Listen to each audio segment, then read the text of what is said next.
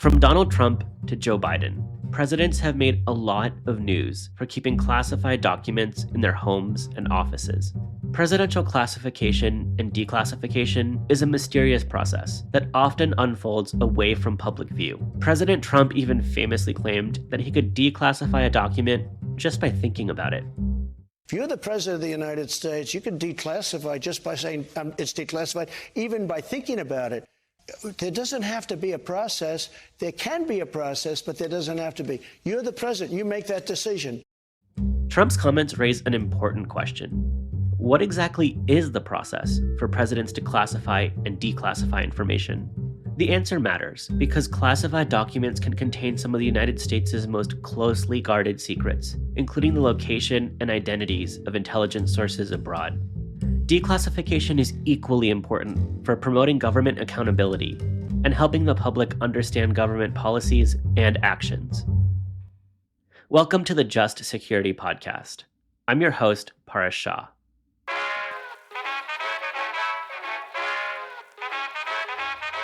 To help us understand how the presidential classification and declassification process works in practice, we have Brian Greer and Wendy Lieben. For nearly a decade, Brian was an attorney in the CIA's Office of General Counsel, and Wendy was a senior intelligence analyst in the Department of Defense for 13 years, including 7 deployments to Iraq and Afghanistan. Hey, Brian. Hey, Wendy. Welcome to the show. Thanks for having us. Yeah, thank you.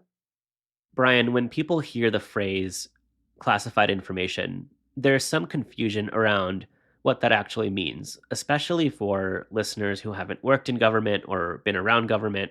So to get us started, could you explain what classified information actually is?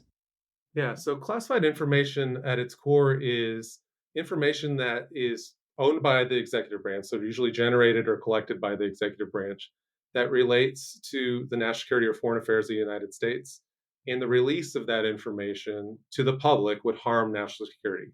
It's just as simple as that. And it's not even that it definitely has to harm national security, it's that it reasonably could expect it to. So it doesn't require any sort of analytical certainty, but that it could. A lot of people, the thing you normally hear about is sources and methods information. So information that could reveal a human source or a technical source or a collection method. So as I understand it, in the world of classified information, there are 2 types of government officials: original classifiers and derivative classifiers. And every document, every image, map, notebook, email, everything has to receive a classification marking from one of those 2 authorities. I think most people know what an original classifier is, like an agency head. But Wendy, you spent many years as a derivative classifier. What's the difference and how did your role work?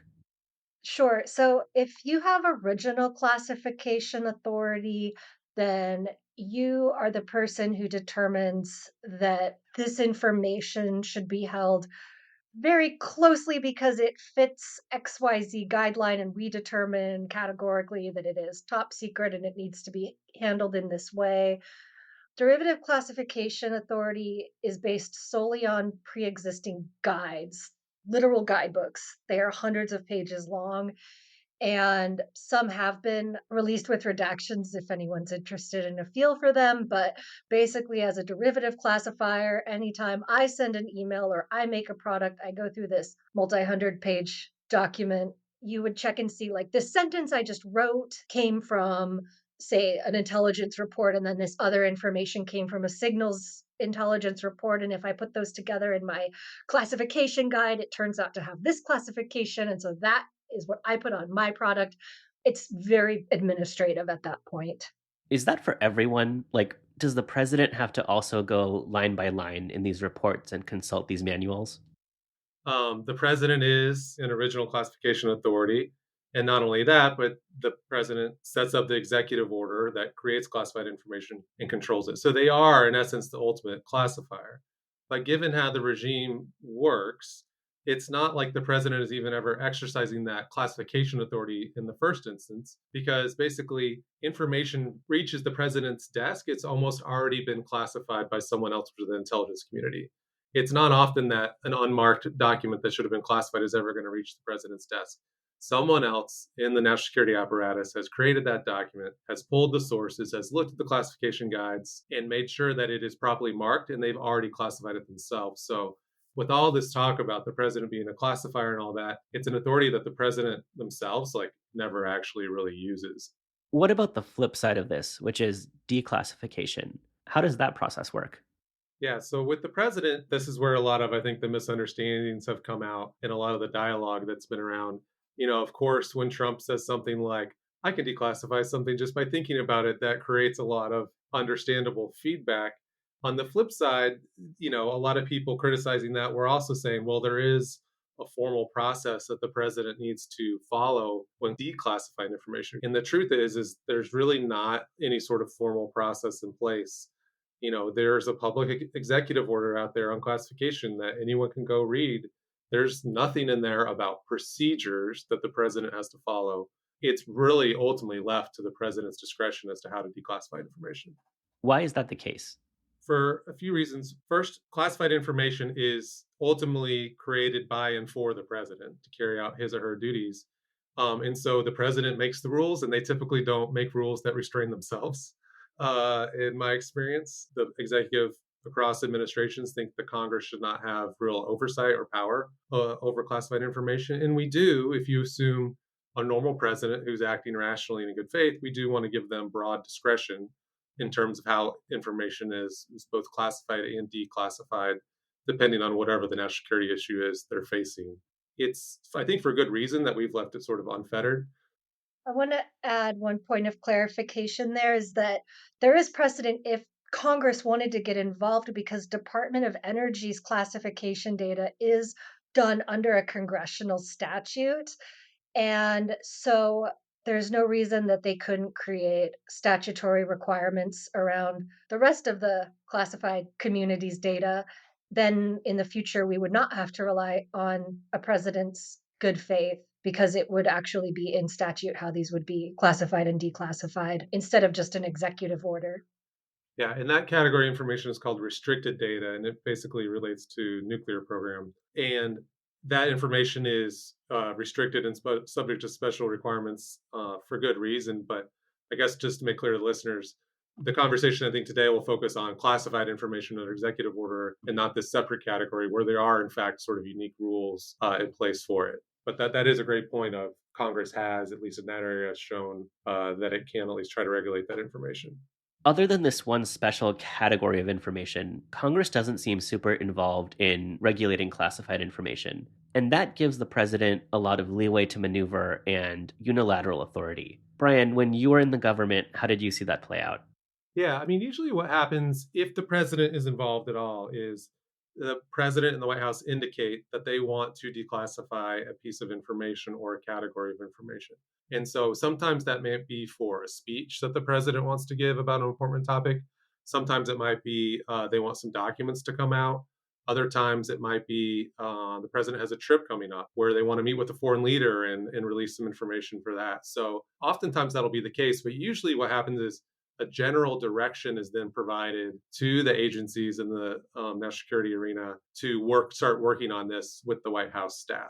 Can you give us an example? Let's say, President Obama gave probably one, if not multiple, speeches on drone strikes and what U.S. policy and practices are for that. That speech was heavily coordinated with policymakers for all the agencies. Lawyers were heavily involved in all that. And so all those drafts were sort of treated as classified, heavily circulated and edited until everyone was sort of comfortable at the end of that process that this could be declassified. But it wasn't like at the end of that process that the President Obama then, signed a declassification order declassifying the speech. The same with some documents about the CIA's detention and interrogation program, let's say, that needed to come out and the White House wanted them to come out. That happened, we saw with the Senate report on that program. It's not like President Obama was sort of personally directing the CIA what it should release or what it shouldn't. The White House made pretty clear to the CIA it wanted everything to come out that could possibly come out, and then the agencies figured it out. So that's normally what happens is the president sort of kicks off a process, and then the White House staff sort of manage it, working with the agencies. The president has better things to do than to get involved with like what's redacted or what a single sentence says in a speech.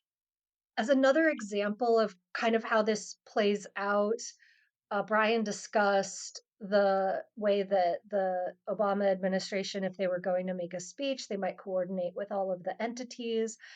And sometimes we, the analysts, would see speeches like that and just on the news, and you're like, oh, this sounds familiar. And I thought this was classified, but apparently now it is not, because those things really do just happen at these high levels behind the scenes. And it would be unknown to us as analysts whether or not the president went through any process to do that, because we, the people who create these documents or create the baseline intelligence, just don't see things at that level like someone like Brian would or someone at the senior levels would.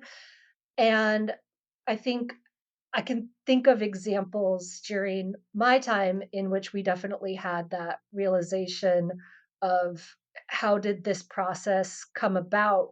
For example, when Trump tweets out photographs of Iranian launches, it actually just doesn't matter whether or not he coordinated with anyone behind the scenes, because he can, in fact, just tweet that. And so, even though at the time there was a lot of confusion over, was this a leak? Was it an accidental tweet? Was it something he had coordinated in advance? None of those things actually matter. And I think that that's really critical. Okay, that seems like quite the trade off. On the one hand, we want the president to be able to act quickly and respond to changing circumstances, basically, do whatever they need to do with that information. And on the other hand, the system has been created with a lot of rules and layers. So, how do you reconcile those trade offs? We've just assumed we will have rational actors in the presidency who are going to do the obviously right things, and that's consult with their staff before making a decision, particularly if it involves classified information. Have the humility to realize that they're not necessarily going to know the right answer about what to do, and then to coordinate and follow a process that, even if it doesn't formally exist, at least is a best practice in terms of coordinating with the right folks. But again, I don't think there's an easy way to like reform that or fix that. There's not going to be an effective effort to, I think, say that, oh, the president can't declassify something when that information is again created for them and for their use. So unfortunately, there's not a lot of like clean answers here about how we can fix this, other than making sure the people that hold that office belong there. And I think that's a really interesting dichotomy between the president as the president's authority and between anyone else who works in that community. Because if President Obama, say, accidentally says something that he shouldn't have and phrased it poorly, and he accidentally said classified information, he has that authority because he can just declassify it as the president. Whereas if I'm saying something and I accidentally say something that is very classified, I can get in trouble for it because I am not the president. And so it is interesting to see how expansive we're saying that presidential authority is. As 13 years deeply involved in this, I had no idea that there were absolutely no procedures a president had to follow. And I think, if anything, as an insider who goes through all of these mandatory trainings every year on classification, and don't forget to use your classification guide, and you see all of this procedure every day, to then think that at the presidential level, declassification is kind of a free for all, I think is a little bit counterintuitive. Because presidents have all this authority to declassify information, how do we even know it's happened? Is there a process that they need to follow? Is there an announcement they need to make? Do they even need to tell anyone?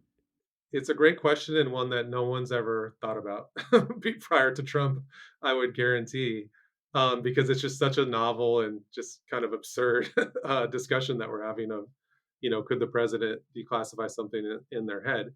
And one reason we haven't is for a very practical reason, which is typically when something is declassified, the whole point is to promptly release it to the public, right? So the evidence of the declassification is just that it was released to the public in the speech, in the document release, whatever. Like, that's why we've never had this debate before.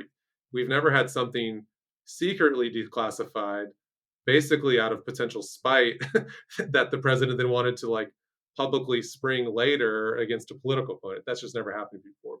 Basically, if the president declassified it and there's no one around to hear it or see it, is it actually declassified? Think about another core presidential power that's exclusive to them, which is like the pardon power, right? Could the president pardon someone in their head? I think no, absolutely not. Could they maybe though direct it orally and then someone else could carry that decision out? Like, I think so. Ideally, they'd still sign a piece of paper, and pardons are maybe not the best example because you do have to go present that to the court. But the notion that you could pardon someone in your head and not tell anyone and that would be effective is absurd. And I would say the same with classification. Okay, let's go back to those documents that have been found at Mar-a-Lago and at Pence and Biden's homes. I know things can get chaotic when presidents leave office, but that's a lot of classified information to misplace. How easy is it for officials to take this material home? The classification system and protection of classified information depends in large part just on trust. Trusting the president, trusting the millions of people out there with clearances to do the right thing. And we still have lots of checks and balances in place. There's all the background checks you have to go through to get access. There's all the monitoring of computers that goes on, monitoring of printers, all that kind of stuff. But ultimately, it's a system based on trust. I don't know what you see in movies, but like when I left the CIA every day, no one searched my bag to see what I had or anything like that. That doesn't happen at the White House either, or the Department of Defense. It's really a system based on trust. So then focusing specifically on the White House situation, problem there really is twofold. One, you've got an environment where you have classified and unclassified information intermingled on a daily basis. At the CIA, you've got the opposite, right? It's almost everything's classified, almost nothing is unclassified. So it's easy to sort of keep everything segregated because almost everything's classified. If you worked at, let's say, the Department of Commerce, almost everything there is unclassified. All your work is going to be unclassified. But you know what? If you have to do classified work, you might go in the SCIF and have a very specific classified computer there and do your work there. Though in the White House, everything is intermingled together. You might have a classified computer here or unclassified computer here. The West Wing is considered a SCIF, right? So you can give the president the PDB and brief them. But like literally half an hour later, it could be like an elementary school teacher who got teacher of the year, like in the same room, right? Getting a proclamation signed by the president, like literally 10 minutes after the president just signed a sensitive intelligence document. So it's a recipe for this intermingling happening. And then finally, just combine it with how chaotic the transitions are, right? Like the president and vice president work until the very last minute of being in office and then are expected to sort of get out, right? And take everything with them. Now, obviously, there's more lead time involved in that, but they need to look, I think, carefully at how these transitions happen. Can they work on transitioning more to like another classified space? And then in that space, in February or March, go through carefully with a classification expert and sort out, okay, these are the president's personal effects. They can take them home. This is classified. This stays here. But they need experts involved in that, and they need more time. They just don't have either of those things now. Even to the extent I understand how those mistakes happen, I would say I still don't think it's justifiable. It really is, to me, partly a laziness factor because plenty of analysts have had to move offices numerous times and pick up their boxes of papers and move them and make sure you go through the right procedure to make sure you can physically move them or have someone else physically move them. And so I do get frustrated when representatives of usually politicians, but not always. There's been, Sandy Berger, former CIA guy, and they do these things and they say like, "Oh, it was just a mistake. We didn't know, or we had too much going on." And I don't buy that. It really is just laziness that especially people who have staffs to help do this and are not trying to do it on their own.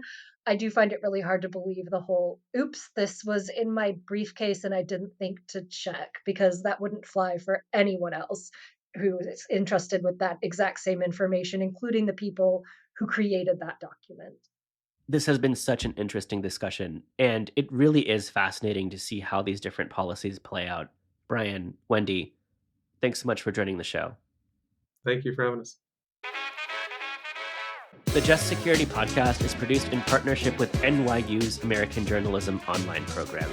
AJO trains students to become world-class journalists, no matter where they live or work. Find out more about AJO and how you can apply in our show notes. This episode was hosted by me, Paris Shah, with co-production and editing by Tiffany Chang and Michelle Eigenhier. Our music is the song The Parade by Hey Pluto. Special thanks to Brian Greer, Alex Kappelman, Wendy Lieben, and Ben Montoya. We'll link to Brian and Wendy's piece on presidential classification and declassification in the show notes. If you enjoyed this episode, please give us a 5-star rating on Apple Podcasts or wherever you listen.